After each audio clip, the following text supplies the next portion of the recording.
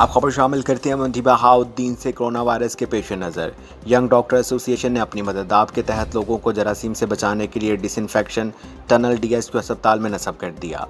मजीद जानते हैं शान अशरफ की इस रिपोर्ट में।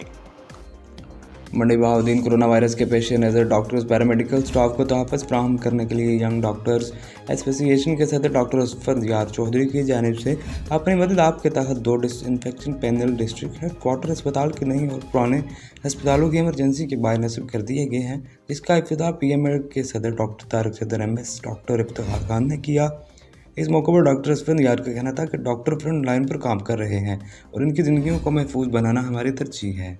इमरजेंसी वो शोबा है जिसे किसी भी सूरत बंद नहीं किया जा सकता, इसलिए यंग डॉक्टर्स ने अपनी तनख्वाहों से अपनी मदद आपके तहत डिसइंफेक्शन पैनल तैयार करवा कर नस्ब करवाए हैं, ताकि इमरजेंसी में आने वाले मेडिकल स्टाफ समेत मरीज़ और इनके वर्षा सैनिटाइजर्स होकर अंदर आएँ। और हम सब को चाहिए कि इस मुश्किल वक्त में हुकूमत के बनाई गई क़वाइद ज़वाबित की पाबंदी करके इस वबा पर काबू पाने में मदद फराहम करें।